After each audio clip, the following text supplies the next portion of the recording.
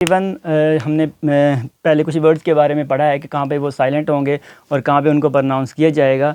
तो अब हम आज न्यू वर्ड के साथ हम हाज़िर हैं आप लोगों के लिए कि आज जो न्यू वर्ड है हमारे पास वो है टी। कि टी के बाद अगर जो है ना सी एच आ जाता है, अगर टी के बाद सी एच आ जाए तो क्या होगा कि टी खामोश हो जाएगा, टी की कोई आवाज़ नहीं होगी। जैसे हम कहते हैं कि स्नैच, वर्ड है SNATCH। अब देखेंगे टी है ना, टी के फ़ौरन बाद क्या है हुआ है CH, तो हम यहाँ पे इसको प्रोनाउंस नहीं करेंगे।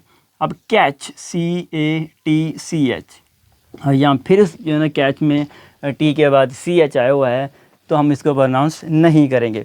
इसी तरीके से कि जब हम कह सकते हैं कि फैच, FETCH, अब ये फैच, अब फिर इसके बाद फैच के अंदर भी टी के बाद CH आया हुआ है तो हम इसको प्रोनाउंस नहीं करेंगे।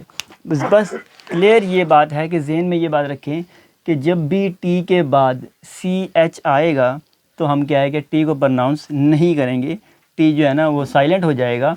मैं यहाँ भी एग्जांपल भी दी गई है कि स्नैच SNATCH, अब टी यहाँ पे आया हुआ है और उसके बाद CH है तो यहाँ पे प्रोनाउंस नहीं हो रहा।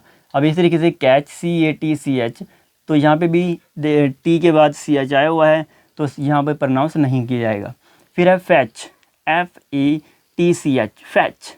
अब प्रोनाउंसिएशन बारे में वर्ड ये ना प्रोनाउंसिएशन भी हम करते चलते हैं इस वर्ड की कि स्नैच, स्नैच, स्नैच, कैच, अब C आया हुआ है कैच।